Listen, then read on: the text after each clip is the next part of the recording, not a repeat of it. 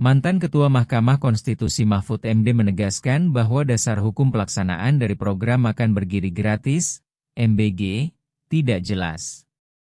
Sejauh ini tidak pasti. Minimal azas kepastian hukum tidak jelas dan tidak tersedianya peraturan perundang-undangan yang menjadi rujukan. Hal ini disampaikan Mahfud dalam cara di kanal YouTube-nya yaitu Terus Terang Mahfud MD, yang tayang Selasa 30 September 2025. Terkait keracunan yang banyak terjadi, menurut Mahfud, rentetan kasus keracunan akibat program MBG bukanlah sekadar persoalan angka statistik. Dia menekankan bahwa setiap kasus menyangkut nyawa dan kesehatan. Bahkan, cucu keponakannya turut menjadi korban keracunan MBG di Yogyakarta. Mahfud mengaku cucunya ikut menjadi korban keracunan MBG yang dijalankan oleh pemerintah sekarang ini. Cucu saya juga keracunan MBG di Jogja.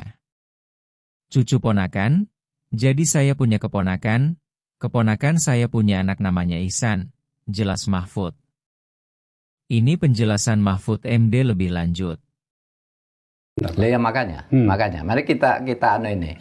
Kita lihat tata kelolanya dulu. Tata kelolanya itu memang pertama kalau kita cari di website di pemerintah atau tanya ke ChatGPT atau ke Google gitu. Apa sih dasar hukum dari MBG ini?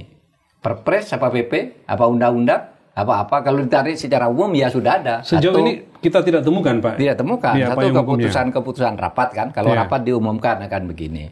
Yang kedua bisa ditemukan di APBN. Tapi tata kelolanya kan minimal asas kepastian hukumnya tidak jelas, ya. Siapa yang melakukan apa, yang bertanggung jawab ini siapa, kepada siapa, kan gitu kan? Dari siapa kepada siapa, kita kan tidak tahu. Asas sekolah tidak tahu, menahu juga. Oke, asas kepastian hukum itu di Undang-Undang Administrasi Pemerintahan kan, Pak?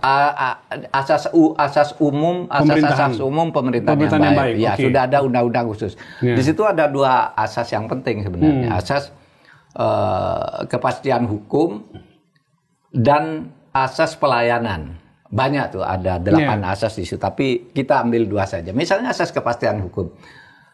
Tidak tersedianya peraturan perundang-undangan yang bisa diakses.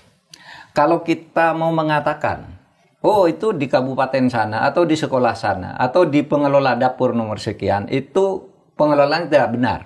Terus apa ukuran ketidakbenaran? Kan harus ada tata kelolanya yang diatur misalnya dengan PP atau Perpres gitu. Itu kan harus begitu. Sejauh ini tidak ada semua itu, Pak? Iya. Atau peraturan ketua Badan Gizi Nasional, BGN misalnya, atau apa gitu harus jelas sehingga ada ukuran-ukuran parameter yang memberi kepastian.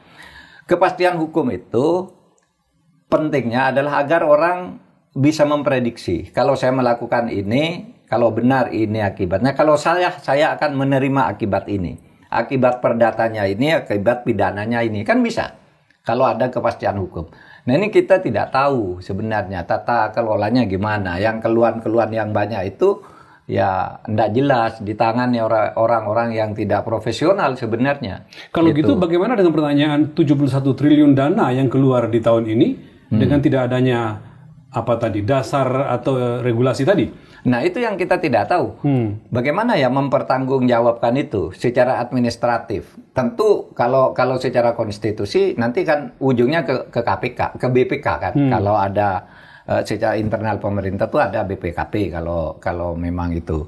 Tetapi kalau secara konstitusional kan ada BPK yang memang itu. Tetapi tetap BPK pun kalau memeriksa itu kan selalu menanyakan nomenklatur dan dasar hukumnya mengacu kemana gitu Pak, mengacu kemana, Kepres apa Perpres apa PP, nomenklaturnya apa, cantolannya ke undang-undang APBN apa, kemudian kaitannya dengan undang-undang keuangan negara apa, lalu kaitannya dengan ini tadi AUPB, asas-asas umum pemerintahan yang baik.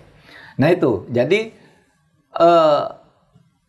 dengan kepastian hukum itu akan menjamin di situ diatur tentang ketepatan waktu. Kalau waktunya tidak tepat apa sanksinya? Kan biasanya kalau dalam hubungan keperdataan kan Anda terlambat sekian, denda sekian, gitu. Kalau kami yang tidak memenuhi syarat, saya yang didenda, kan gitu. Kalau itu dikaitkan ke situ. Prosedur dan standarnya. Nah, itu yang penting. Tata kelola misalnya, tanggung jawab institusi di lapangan itu siapa sih? Pemda di mana posisinya? Guru dengan kepala sekolah di mana? Guru tidak ikut terlibat, tapi ketika makan dia membantu anak-anak makan. Nah, pernah ada keluhan ini, omprengnya kurang dari seharusnya. Misalnya piring yang kami kirim ompreng itu kan kami sediakan 100. Kok ini tinggal 97? Yang mana 3? Sekolah tanggung jawab. Sekolah, gurunya yang suruh diganti. Misalnya kalau satu itu taruhlah 50.000, kan besar tuh kalau di desa gitu. Nah, yang begini-gini ini perlu. Ya. Ini semua harus segera dipenuhi dulu, Pak. Iya, ya ini semua harus dipenuhi. Program makan bergizi gratis itu bagus, harus diteruskan dan harus dikawal. Mungkin manfaatnya sudah sangat banyak, jauh lebih banyak daripada kejelekannya. Tetapi tetap, sekecil apapun kejelekan itu harus diselesaikan dengan tata kelola pemerintahan yang baik dengan asas kepastian hukum agar semuanya nyaman. Cucu saya juga keracunan. Oh iya, Pak? Iya, MBG di Jogja. Di Jogja. Gimana, Pak, ceritanya? Di Jogja. Cucu ponaan ya. Saya punya ponaan. Ponaan satu punya anak namanya Iksan. Makan siang gratis. Ya, masakan bergizi gratis. Lalu satu kelas itu 8 orang langsung muntah-muntah. Nah, yang 6 dan kakaknya gitu. Kakak yang masih dirawat di rumah sakit itu habis muntah-muntah sehari disuruh pulang, bisa dirawat di rumah. Tapi yang ini sampai 4 hari di rumah sakit. Jadi ada 2 cucunya, satu ada habis 2, muntah. Iya, bersaudara, beda kelas. Beda kelas? Yang satu di sekolah kelas yang sama, Pak? Di sekolah yang sama. Oke, satu masih bisa pulang meskipun muntah-muntah. Satunya lagi masih dirawat di rumah sakit. Sampai sekarang, Pak? Sampai kemarin saya masih di Jogja. Sekarang mungkin hari ini udah mudah-mudahan sudah keluar ya. Dan memang itu menjadi isu nasional juga ya, meskipun betul itu hanya 0,00017% kata Presiden. Iya, kata Presiden, dan kecil sekali kan memang. Dari segi total. Dibandingkan dengan total yang katanya sudah dicapai sekarang 30 juta makanan yang sudah keluar. Tapi kan juga jutaan pesawat terbang di dunia ini lalu lalang setiap hari, kecelakaan satu aja tidak sampai 0,100% orang sudah ribut karena itu menyangkut nyawa kan? Menyangkut kesehatan. Ini jadi bukan persoalan angka, Pak. Jadi bukan persoalan angka, ini harus diteliti lagi apa masalahnya.